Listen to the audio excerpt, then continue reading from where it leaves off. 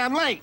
I had to stop by the Wax Museum again and give the finger to FDR.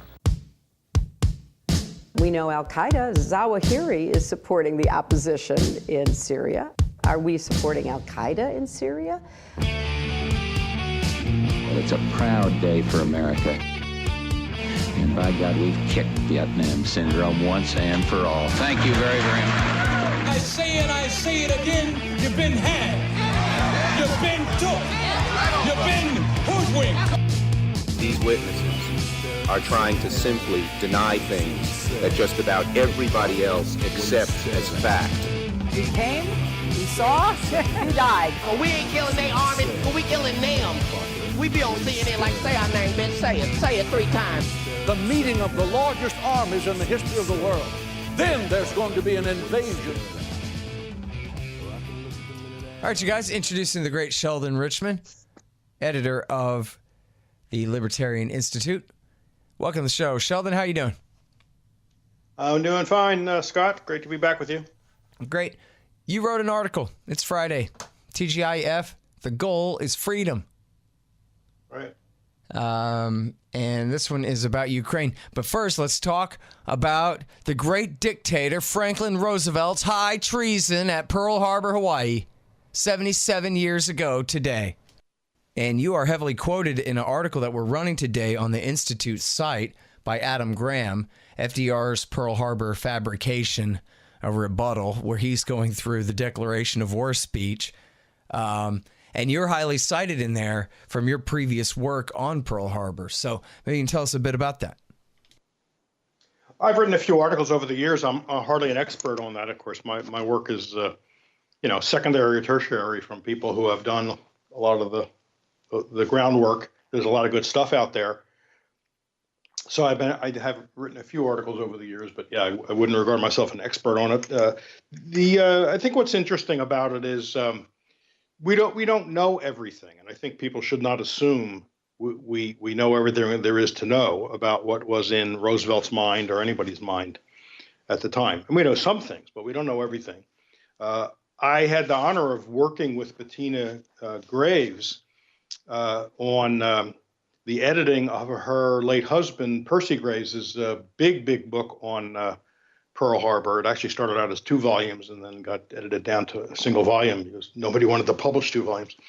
And Graves was had a personal hand in a lot of this stuff because he was the Republican staff member, head of staff. It was a very small staff, I believe, on the committee, post-war committee of Congress that investigated Pearl Harbor. So he was intimately familiar with the transcript of that hearing, which had all the major people, the military people and other people testifying. So that I recommend that people look at that book if they're interested in the subject. He never saw a smoking gun. In other words, that Roosevelt knew when and where the attack was going to be. Now, that's, of course, you don't want to set too high a standard. You wouldn't need to have that precise information to still be guilty of wrongdoing. So that would not get Roosevelt off the hook. We have lots of indications that number one, they wanted to goad Japan into attacking. After all, the U.S. was unable to get into the war through Germany. They tried provoking Hitler, and he wouldn't take the bait. And so then they turned to the idea of getting Japan to make the first strike. And there's famously I think it's the November 25th, 1941 diary entry of the Henry Stimson, Secretary of War Henry Stimson. He says, regarding a meeting he just was in, that they discussed how to maneuver Japan into firing the first shot. So, and that was late November. Don't forget, this is December 7th. Pearl Harbor Day is December 7th. So we're talking about a little more over a week, less than 2 weeks before Pearl Harbor. They are discussing how to maneuver Japan into firing the first shot. And before that point, of course, they waged economic warfare. The administration waged economic warfare on Japan by cutting off oil and shipments of scrap steel and things that it needed. This is no defense of Japan. Japan was doing rotten things in lots of places we know, China, Korea. So there's no defense of the Japanese empire. The question is, it's kind of the question I deal with today in today's article about Ukraine, which I guess we'll get to. Should it have been the U.S. business? Should the U.S. have been going into Asia to stop the Japanese from what they were doing? And there are always unintended consequences from doing such things, which we can also talk about if you want. So anyway, they were looking to get into the war. They were talking to England and other European countries that had an interest, that had imperial interests in Asia, because this was an imperial rivalry. What it was about an invisible line, in the Pacific, that if Japan crossed it, that would be grounds for war. This is an invisible line, which means Japan wasn't told about it. It wasn't exactly a line in the sand, because if the other side can't see it, it's not exactly a line in the sand. It was an invisible line.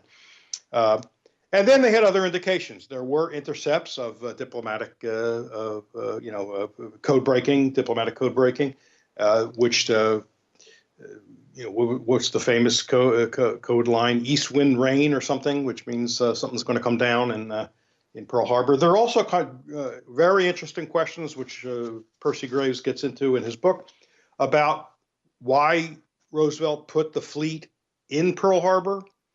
What was it doing there? Why was it concentrated? There have been lots of talk about, there have been books, I think, since the 1920s, since the end of World War I, about possible war between Japan and the United States. And one of the things that was kind of in the air was, if Japan were to start a war with the United States, it would be an attack on Pearl Harbor. So that wasn't just some, crazy idea that really nobody thought of. It was in the conversation by people, how people today write about, the coming war with China, the coming war with whoever, Russia. Books of those types were being written back then, and Japan was one of the prime candidates. And the idea of an attack on Pearl Harbor as an opening move in a war was like I say, in the air. It wasn't just, you couldn't say to the Roosevelt administration, you couldn't defend them by saying, well, who would have thought of that? The point is, lots of people thought about that as a realistic way that a war would begin. So they can't plead ignorance on that count. So the question then is, why concentrate the fleet there in Pearl Harbor? And they did other odd things that Percy Graves' book goes into, which I learned. I learned a lot just by editing this book and helping to cut it down a bit. They put the plane. Washington told the commanders at Pearl Harbor to prepare the planes for a possible attack of some kind. Get them ready. So what the guys in charge did was to put the planes in a circle, right? Nose in, circle, because they thought that meant a terrorist attack. Somebody on the ground doing something, and that way you keep them concentrated and you can watch things better. And they radioed back, or they messaged back, this is what we did. We put them in a circle, nose in. And they never heard back. Now, if they'd done the wrong thing, that's not what you would do if you were afraid of an air attack, right? Because you want to scramble. It's very hard to scramble if they're all pointed at each other in a big circle. You'd have them pointed outward and maybe scattered around so you could scramble them and get them up in the air. So the commanders reacted to the order as if they were being warned about a possible, on the ground terrorist attack. And they messaged back, this is what we did. And they didn't hear back. They did not hear from Washington saying, no, stupid, that's not what we meant. Put them the other way because you may need to scramble them. We're talking about an air attack. So, and apparently, according to the rules, the protocol, if you don't hear back, it means you're okay. You did the right thing. They didn't come back and say, no, you did the wrong thing. So that means you did the right thing. So the question is, why'd they do that? Now, were they truly believing there was the only threat was from the ground and not Japanese planes flying over? Who knows? But there's all these suspicions, and there should be suspicions. Why was the fleet there? Why was George Marshall playing golf? There's all kinds of questions about of these things that make it extremely interesting reading. And it's hard not to believe the Roosevelt administration was, had dirty hands, and it's very hard to believe they were totally surprised. They knew something was coming down, and they had plenty of indications. Did they know the precise hour And did they know for sure it was Pearl Harbor?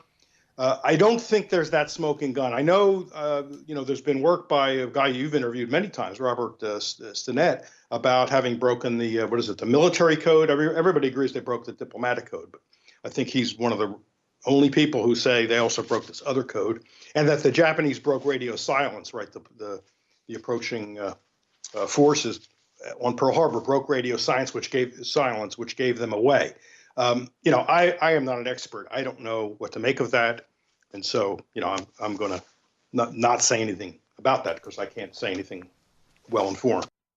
Hey guys, Scott Horton here. Let me tell you a bit about Roberts and Roberts Brokerage, Inc.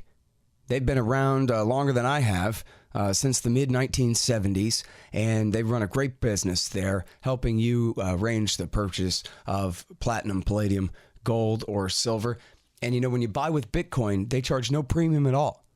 That's Roberts and Roberts Brokerage, Inc. They're at rrbi.co, rrbi.co. So the book that you're talking about here, it's funny because when I Googled the name Percy Graves, it's Greaves. Yes. And I found this article at the Hickory Record about 92-year-old widow publishes her husband's Pearl Harbor book. And It says here, Pearl Harbor, the seeds and the fruits of infamy. Yeah. And published by the Mises Institute. So that's cool, man, that you were the one that edited that and helped her get that out. How long after he died were y'all able to put it out there? Yeah, and the editing went on after me too. She worked on it. Her husband, I believe Percy, died in the 80s sometime. I think that's right. He once ran for vice president on which party was it? The American Constitutional Party or something. And all he did was go around the country talking about Mises. He attended the Mises seminar, and he was a great devotee of Mises, long associated with the Council for the Foundation for Economic Education. I got to meet him once or twice, and I knew Bettina because she was still at the foundation when I came to the foundation. So, but he was long gone, and one of the purposes of her life after that was to get this book ready for publication. There was a lot of work left. It was a big project, and Percy didn't finish it when he died. And like I said, he had firsthand knowledge in the sense that he sat through all of these hearings. It was very substantial, and knew that transcript, as well as anybody. And he was well positioned to write a book about it, and what it revealed and things that got overlooked in the statements made by all the various military and diplomatic political people. Like I said, she had 2 big volumes, and it didn't look like anybody wanted to publish 2 full volumes. And so I think I might have been the first to take a crack at cutting it down, which I did. And it was a lot of fun to work with her and to read through the book. It gave me an opportunity to read through it.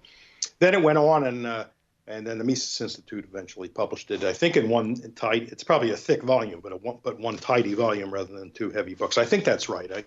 My memory may be wrong about that part. Mm-hmm. Well, yeah, it says here he died in 1984, actually. So 84, okay. On, yeah. I guess he ran for vice president in 80, I suppose. I saw him. Yeah, that sounds about right. I saw him at a little campaign event outside of Washington, D.C., and that would have been 1980. Mm-hmm. Wow, that's really cool. Who was running for president. And again, now I'm paging back up again. Pearl Harbor, the seeds and fruits of infamy is the title of that. And originally, it was the 2 volumes. The first one was the seeds, and the second volume was the fruits. Oh, I got you. So you have all the build up to the attack. That's the seeds, and then all the investigation. There were several congressional investigations, even while the war was still on, and so it's all about that stuff, culminating in this big select committee that was, I believe, impaneled after the war was over. Right. Mm-hmm. All right, and then you mentioned Day of Deceit by Robert Stinnett, and of course John Toland had an early take on it with Infamy. And there's a guy named George Victor, and I have the book, but I'm lazy and stupid, and I haven't read it yet. But it's Days of Infamy, I think it's called, and is very highly reviewed. People are interested in that kind of thing. But Stinnett he's the guy that found the codes, found the proof that they had broken the military codes, and that's Day of Deceit, the truth about FDR and Pearl Harbor.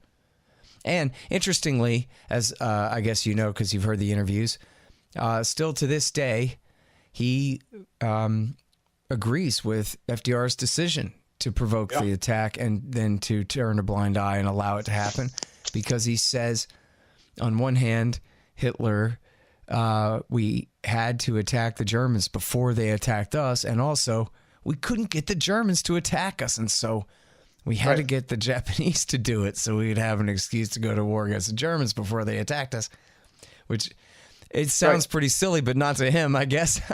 Well, and the interesting thing is, what if we declared war on Japan after Pearl Harbor like we did, and Hitler didn't honor his treaty with Japan and declare war on the United States? Then what would the U.S. have done? That's an interesting question. Yeah, I don't know. Although I know. But you're right, that is an interesting question. I guess Roosevelt could have declared war on Germany just because it was an ally of Japan, but Germany hadn't done anything against the U.S. Yeah. And, of course, you talk about the unintended consequences of all of this. And, I have relatives who suffered under Japanese imprisonment in that war, and were treated horribly. I think not at Bataan, but somewhere else. But anyway, their war crimes were just absolutely scarlet, including to Western prisoners. But as you mentioned, the Chinese, the rape of Nanking, and all of this stuff. And Lord knows the Chinese, the Koreans, they absolutely had the right to independence, and they needed it dearly. And yet what they got instead was Mao Zedong in China, and then the American-Korean War in Korea, then later the war in Vietnam. So those two wars were, 7 million dead, something like that. And then Mao Zedong turned out to be the,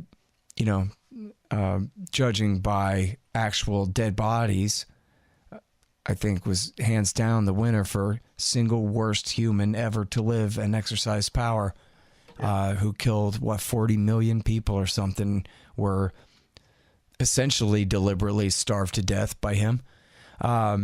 Which was like Genghis Khan plus Tamerlane combined or something like that. So it seems like actually Japanese occupation would have been preferable to the rise of communism in East Asia. I have to kind of admit, maybe Woodrow Wilson shouldn't have helped create the USSR in the first place with his previous blunders. But man, the spread of the Reds into Asia led to such catastrophe. That's the law of unintended consequences. Brian Kaplan has written quite a bit about this on his blog on Econ is it? Or Econolog, I guess, about what he calls, I think he calls it practical pacifism. The idea that the chances are far greater that you're going to create, worse consequences from your intervention than if you did nothing at all. And there's plenty of historical evidence for this, and you just gave one of the biggest reasons of all. I mean, people might say, well, the vicious Japanese Empire shouldn't have been allowed to do what it was doing to innocent people in Asia. But you're right. Look what succeeded it. And who knows whether that could have been foreseen? I don't know. But if you'd use the Kaplan standard, you'd say the chances are we're going to get something worse. So don't just go running into intervening in some place. Same is true in Europe, of course. Same certainly happened with World War I. The story's been told many times, including on your show, about all the consequences of World War I, Bolshevism, and the fascists, and then the Nazis. Yeah, well, it would have been a very different world if Woodrow Wilson had never been born. Man, I'm telling you what. Although then I would have never been born. Most of us are products of these wars one way or the other, aren't we? That's where my relatives got together, was in the aftermath of one or the other U.S. federal catastrophe. That's where me and my wife got together, is over George Bush and his genocide in Iraq. So, the hell. Just created a great deal of difficulty for me, because up until this point I've had no hesitation in saying I wish Woodrow Wilson had never been born. And now you've created this difficult for me. Maybe none of us would have been born. Somebody else entirely would have in our place. Well, I wouldn't have known the that's what time machines are for. Doesn't matter. So we can test this out. Hey, listen, so speaking of blowback and consequences, intended and otherwise, we got a real problem in far Eastern Europe right now with these Ukrainian kooks that Obama put in power in the coup of 2014. Since then, we've had a horrible, not really a civil war, but war of attempted secession, so to speak, kind of thing in far Eastern Ukraine, which is now at a ceasefire, although there's still people being killed, from what I read, but not nearly as bad as it was in 2014 and 15, maybe in 16. But so now we have, recent events in the Kerch Strait, which is the opening to the Sea of Azov between Crimea and Russia, but there's also still Ukrainian coastline there between Crimea and the rest of Russia. So it's an open trading zone, through there. But we had a couple weeks ago now this confrontation there between Ukrainian boats and Russian ones, and provoking this fight. And so you've got a take on that on our website, the Libertarian Institute, libertarianinstitute.org today. And it's called, I just have to click on it, War Over Ukraine, which is not the best title ever, but yeah, okay, interesting enough.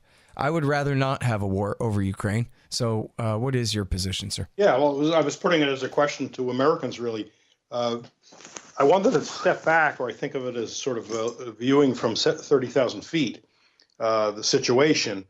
So I don't try to get into the weeds of, who did what and who's at fault and all this, although I do quickly go over recent history. But I wanted to put the question to Americans. Why is there an assumption that, certainly in the media and among most politicians and bureaucrats in the national security apparatus, there's this automatic assumption, unquestioned assumption, that this should matter to us? I mean, just that basic question, should I be on the edge of my seat about this, and should we be ready to get into the fight? And I just want to be one of the people that helps to change that focus. That we shouldn't be thinking in those terms. That's an imperial world policeman attitude, and we want to work to break that attitude so that people are non-interventionists who may think, well, they can think, well, yeah, I'm sorry, there's problems over there, and people got hurt. Some Ukrainian sailors got hurt, some ships have been taken. Too bad. I hope they work things out. I mean, that seems like the proper attitude, but not like, I guess we need to get ready to get into this. And there was news overnight that the State Department announced that they had done participated with allies in a flight over Ukraine as a sign. A sign of what? A sign of resolve to what? Defend Ukraine. And let's remember, Ukraine, while people want Ukraine in NATO, Ukraine ain't in NATO yet. So we don't even have, they can't even play that card and say, well, we have the treaty obligation, Article 5 of NATO. We have to go to war to help Ukraine if it ends up fighting Russia. They're not in NATO yet. And so why are we flying military aircraft over Ukraine? I don't know how close they got to the Kerch Strait, but why are we doing that? And also, what happened to Trump's? Why can't we get along better with Russia? I mean, is he being just goaded by all these new Cold Warriors who want to make him look like nothing but a lackey or a puppet? And he doesn't like that image. I mean, I don't know what's going on with him. He's such a putz, Donald Trump. We already all knew he was a putz our whole lives long, but God, he's just so horrible, Yeah, I mean, terrible. Right. I mean, hey, let's get along with Russia. Those are like the single most reasonable things that could come out of any man's mouth, right? Like, yeah, okay, I'm with that, but then he won't do it. It's about the only decent thing he said in during the whole campaign. But then he's failed test after test. I mean, sanctions and various things, arming the Ukrainians, which Obama didn't want to do. And as I point out in the article, and others have pointed this out many times, when when people make their case against Trump that he's just a Putin puppet, they like to point out that during the convention, the Republican convention, and was it August of 2016, the Trump people kept language out of the platform endorsing lethal aid. In other words, weapons, U.S. sending weapons to the new, post-coup Ukrainian government. That was considered evidence that he was a puppet of Putin's. But of course, Obama was against it and never did it. I didn't hear him being accused of being a puppet. Now they've been doing it and they plan to keep doing it. I don't hear them saying, the critics of Trump saying, oh, sorry about that, I guess he's not a puppet. Right. He's now sending, in other words, nothing will affect their attempt to smear him.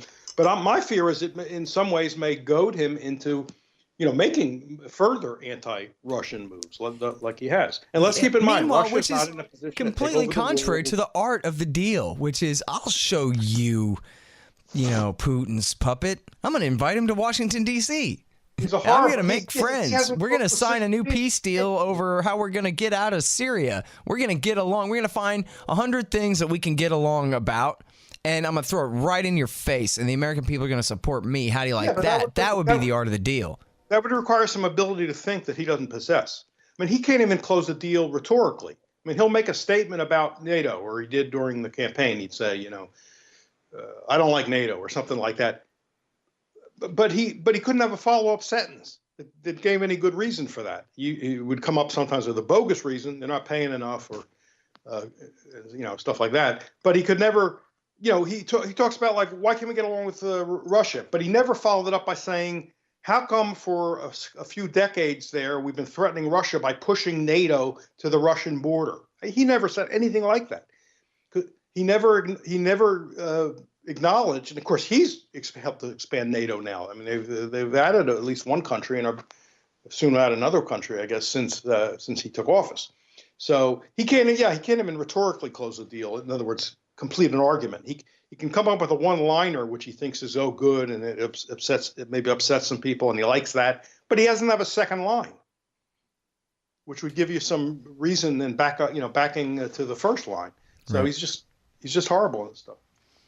Well, so I don't trust him at all. I mean, I don't know. He's just George Bush Jr., right? Well, I don't know how to think about anything. I don't know how to read. I really don't know the history of anything or why one thing matters more than another thing. But I guess I'll let these hawks tell me what to do. Shrug. Why did he? Well, that's right. Like he said, with Afghanistan, all the experts, I mean, I want to get out, but all the experts say if we don't get out, we're going to be fighting him here. So he's a pushover, which he wasn't supposed to be. I mean, his fans think, no, he's the opposite of a pushover. That's why we like him. He's going to stand up to these establishment types. Yeah, you're right. Let me know when it happens. Hey guys, here's how to help support the show. First of all, buy my book, Fool's Errand, Time to End the War in Afghanistan. Everybody likes it. It's got great reviews. Read the paperback, the Kindle, or the audiobook, and the EPUB is available at Barnes & Noble and everywhere else online as well. Fool's Errand, Time to End the War in Afghanistan. And also, I take donations. If you go to scotthorton.org/donate, you'll see the kickbacks. You can get a lifetime subscription to Listen and Think audiobooks, or a silver commodity disc for any donation of $100. And you get a signed copy of Fool's Errand for $50. So that ain't too bad. And anyone who donates by way of PayPal or patreon.com/Scott Horton Show, $5 or more per month, and you'll get access to the private subreddit, the new Reddit group there at r/Scott Horton Show. And all new signers, uppers to Patreon also get 2 free audiobooks as well. And yes, I take every kind of cryptocurrency, most especially Horizon, but also Bitcoin and the rest of them too. So check all that out at scotthorton.org/donate and patreon.com/Scott Horton Show. Thanks. Oh yeah, and don't forget to shop Amazon.com by way of my link at the bottom of my page at scotthorton.org. You'll see it there. Well, I can even prove it because it's on my Twitter thing somewhere back there in the history where I was saying back in 2015 and 2016 that here's the conversation in the Oval Office on January 21st. Trump, here are your marching orders. Sir, yes, sir. because he doesn't know anything. He's an empty vessel, so he'll be controlled by the generals who are vouching for him to be the president. So it'll be as simple as that. And they'll want to keep fighting. And so that's all you need to know. He won't. I mean, think about Donald Trump versus the CIA. Yeah, he's a bit overmatched, you know? Yeah. No, it's disappointing, but more important than that, it's worrying because, you know, if Poroshenko, the president of Ukraine, who's, by the way, you know, we learn, and I linked to Ted Galen Carpenter's article about this, his own political fortunes are not very good. He's facing an election in which he may not, doesn't look like he'll even make the runoff. Right. And also he wants to keep the NATO countries agitated about Russia. So he may well have sent those ships through the strait in order to provoke a reaction from Putin. And I'm not defending Putin. I'm not saying Putin did what he ought to have done. My case doesn't depend on that. But if Poroshenko decides to take another step and, you know, fire at Russian forces somehow, somewhere, there could be trouble. Because what's Trump going to do then? And what's the foreign policy establishment going to do then? There's going to be a huge chorus for standing up to Putin and not letting Ukraine face it alone. It sort of what happened with Georgia a few years ago. Luckily, the U.S. did not get involved when Georgia instigated a war with Russia over separatist areas. I mean, it has a lot of similarities to what's going on with Ukraine. And let's, you know, as a reminder to everybody, Ukraine and Georgia are former Soviet republics, both of which are candidates for NATO membership. I guess want NATO membership. And yet they have disputes with Russia because there are areas of Ukraine and Russia that contain separatists who don't want to remain part of Ukraine and Georgia, and so that's possible agitation with Russia. And if one of those presidents decides to make some kind of bold move, thinking that Washington has his back, we could see some nasty stuff. Yeah, well, and I mean, the fact that any of these people, and they do talk about it as though nuclear weapons aren't an issue. They never say explicitly that this is what they mean because it would sound crazy. It would not make any sense. But they talk as though implicitly somehow we could have a full-scale conventional war with the Russians without H-bombs going off, which is not right. And so, you know, at the end of the day, you kind of hope that somebody on the joint staff or somebody somewhere in the war room is holding up their hand going, well, they do still have H-bombs, right? So if Russia does roll all the way to Kiev, what really are we going to do about it? You're going to give up Austin, Texas, and Washington, D.C., and Omaha, Nebraska, and Denver, Colorado for Kiev?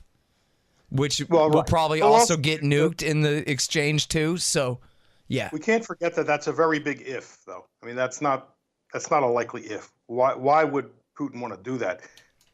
He doesn't have a big. There is one reason why, and it's in the WikiLeaks. It's in the State Department cables, and it's as Ray McGovern has pointed out. The title of the State Department cable is "Niet means Niet," and it was when the Foreign Minister Sergei Lavrov told John Kerry. Or told the American ambassador to Russia, I guess, John Kerry's government, though, told him, this stuff about bringing Ukraine into NATO, if you do that, we will invade. And I think you know that we can be in Kiev in a week. And don't think that we're bluffing. This is a red line for us. If you try to integrate Ukraine into NATO, there will be a war. We will win it. I'm not bluffing, so tell the boss back home. And... So that's it. Niet means niet. You can't do it. Or, you know, and then they do sack Kiev. And then what's America going to do, really? Attempt to go to conventional war in Ukraine against Russian forces there? Right. And that would necessarily lead to nuclear war. So I agree with you that I don't think that Putin has, you know, any intention of invading Ukraine or the Baltics or any of that stuff. I think all that is overblown excuses for American aggression, of course. But could he be pushed into it? Yeah. And by the things the Americans, as you were saying, say they want to do. No, you're right. You're right to raise all expand this. the alliance here. That's right, because we need to do what it seems to me is just common sense. Look at your policy from the standpoint of the other side. It's just the old ethical lesson about stand in somebody's shoes. Try to look at things from their point of view before you do something. That way, you won't be surprised by the consequences, at least. Right, especially when they have H-bombs. The Russians were invaded 3 times in the 20th century through the West, and so they have this, and of course they had problems before that. So they have this long-standing security concern about the West, and then you had NATO, and then you had NATO, moving contrary to promises made by George H.W. Bush that NATO wouldn't move one inch eastward if Gorbachev would not squawk about Germany being reunified and joining NATO, and then that promise was broken by Clinton, and then Bush, and then Obama, and now it's been further broken by Trump. And all those administrations, nations were added, and when I say nations are added, let's remember, the nations were former members of the Warsaw Pact, which was the Soviet alliance. It was their NATO, and former Soviet republics. So it's equivalent, and this question, of course, has been asked many times. How would U.S. policymakers feel, and U.S. hawks feel, if Russia was doing the equivalent with the United States, right, and enlisting, American allies, Canada, Mexico, in an alliance? I mean, come on, they wouldn't be saying, "Oh, don't worry, there's nothing harmful about that." I'm sure that's just the intentions are purely peaceful. Well, we shouldn't expect the Russians to see the intentions as purely peaceful, and right. we need to look at things from their point of view. It doesn't mean Putin is a saint. I certainly don't believe that. I don't want to live in Russia. It doesn't mean he's never done anything bad. I'm not even defending Crimea, or you can see the security concerns with Crimea. That traditionally has been part of, like you say, it's a red line. Crimea was part of Ukraine and was and is a very important part of the Russian security architecture. They have their Black Sea Fleet is there in Crimea, and it's right. It would have been threatened if Ukraine goes into NATO, and especially if Crimea hadn't been annexed. That would have been a major blow to Russian security. You don't need to have bad intentions on Putin's part to see that, and why keep poking at the guy? When will we learn the lesson that if you keep poking at a situation, someone arises that you really don't like, that you like less than the previous situation? I mean, how many times does that lesson have to be learned? Yeah. All right. Well, listen, man, I'm sorry I'm really late for the next interview because we could really keep going here. But thanks very much for your time again, Sheldon. Love talking to you. Okay. Great talk to you. Bye-bye. All right, you guys. That's the great Sheldon Richman. LibertarianInstitute.org. Read his great articles every Friday. TGIF. This one's called War Over Ukraine. He's also a regular contributor at antiwar.com as well. All right, y'all. Thanks. Find me at libertarianinstitute.org, at scotthorton.org, antiwar.com, and reddit.com/Scott Horton Show. Oh, yeah, and read my book, Fool's Errand, Timed and the War in Afghanistan, at foolserrand.us.